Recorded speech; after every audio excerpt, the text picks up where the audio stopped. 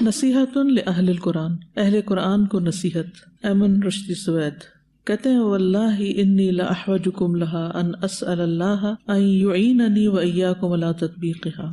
کہتے ہیں اللہ کی قسم میں زیادہ ضرورت مند ہوں یعنی ان نصیحتوں کا، اور میں اللہ سے سوال کرتا ہوں کہ وہ میری بھی مدد کرے اور آپ کی بھی، کہ ہم اس پر عمل کر سکیں۔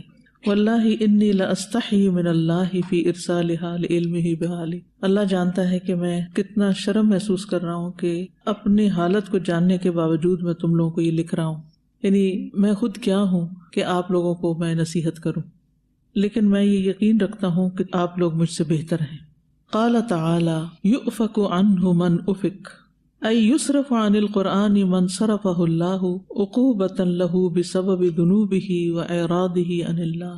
کہتے ہیں کہ اس قرآن سے وہی پھیرا جاتا ہے جس کو اللہ پھیر دیتا ہے اس کے گناہوں اور اس کی بے رخی کی وجہ سے، جو اس قرآن کے ساتھ برتتا ہے۔ یعنی انسان قرآن سے دور اسی وقت ہوتا ہے جب اس کے کچھ گناہ ہوتے ہیں ایسے کہ جو اس کو اس سے ہٹا دیتے ہیں۔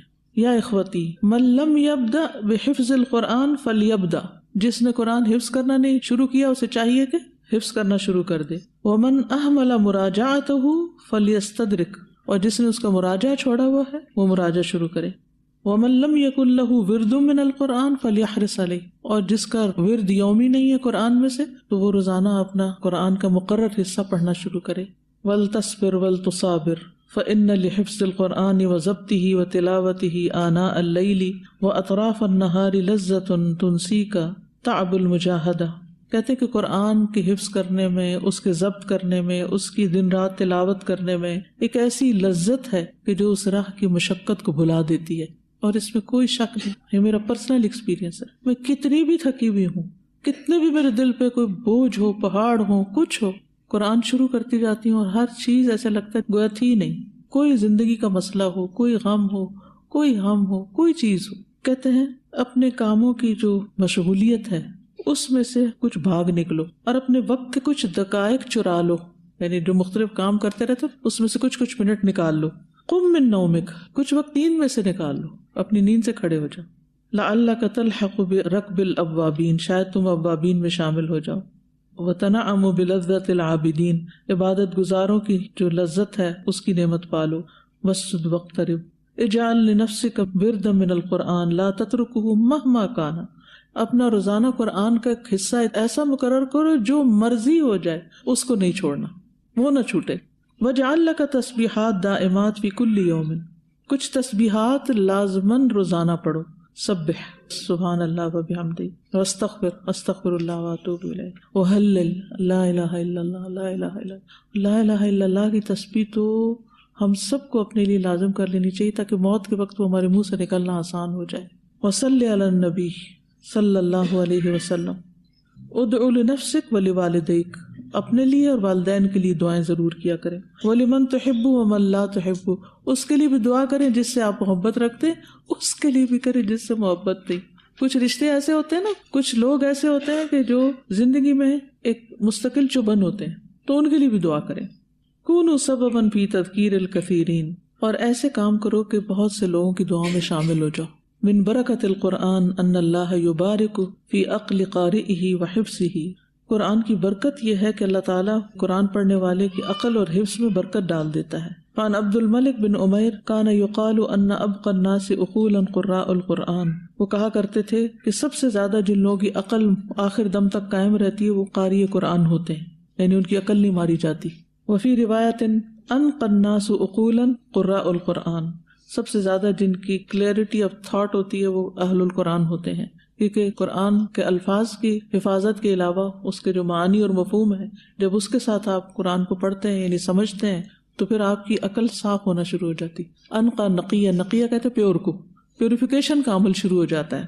وقال القرطبی من قرأ القرآن متع بعقلہ وان بلغ 100، جو قرآن پڑھتا رہتا ہے وہ چاہے 100 سال کی عمر کو بھی پہنچ جائے اس کی مت نہیں ماری جاتی۔ وأثبتت الدراسات العلمیة أن حفظ القرآن وقراءته فيها تقویة للذاکرہ، اور بہت سی اسٹڈیز اس بات کو ثابت کرتی ہیں کہ حفظ قرآن سے انسان کا جو ذاکرہ یعنی میموری ہے وہ بہترین ہوتی ہے۔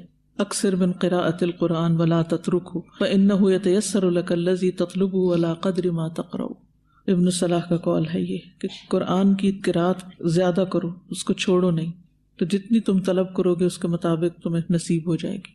کہتے ہیں کہ ورد ان الملائکہ لم یعطوا فضیلت قراءۃ القرآن، یعنی ملائکہ خود قرآن پڑھنے کی فضیلت نہیں دیے گئے، وہی حریصۃ لذالک علی استماعہ من الانس، تو اس لیے وہ حریص ہوتے ہیں کہ بندوں سے قرآن سن سکیں، یعنی انسانوں سے قرآن سننے کے حریص ہوتے ہیں، اس لیے جہاں قرآن پڑھا جا رہا ہوتا ہے وہاں حاضر ہو جاتے ہیں۔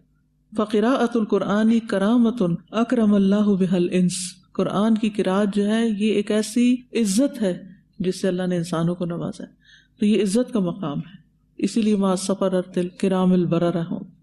ابو زناد کہتے ہیں کہ میں سحری کے وقت رسول اللہ صلی اللہ علیہ وسلم کی مسجد کی طرف جاتا، کوئی گھر ایسا نہیں ہوتا تھا کہ جس میں سے کوئی نہ کوئی قاری قرآن نہ پڑھ رہا ہو۔ ابن تیمیہ کہتے ہیں ما رأیت شیئا یغذی العقل والروح ویحفظ الجسم ویضمن السعادة اکثر من ادامت النظر فی کتاب اللہ، کوئی چیز قرآن کے اوپر نظر ڈالنے سے زیادہ عقل اور روح اور جسم کی حفاظت نہیں کرتی اور سعادت کی گارنٹی نہیں دیتی، یعنی سب سے زیادہ انسان کی خوش قسمتی ہے قرآن کے ساتھ ہے۔ تعلق بالقرآن تجد البرکہ، قرآن کے ساتھ تعلق قائم کرو، برکت محسوس کرو گے۔ اللہم انا نسألک ان تلزم قلوبنا حفظ کتابک وترزقنا ان نتلوه ونتدبره على الوجه الذي يرضيك عنا ونعمل به لا تنشغل عن وردك فوالله له مصدر البركة في يومك ان اخلصت النية لله، کہتے ہیں کہ اللہ کے واسطے قرآن کے ورد یومی سے کبھی بھی غافل نہ ہو، کوئی مشغولیتوں میں اس میں اپنے اندر سمو نہ لے، کیونکہ یہ روزانہ کی برکت کا مصدر سورس ہے اگر نیت اللہ کے لیے خالص ہو۔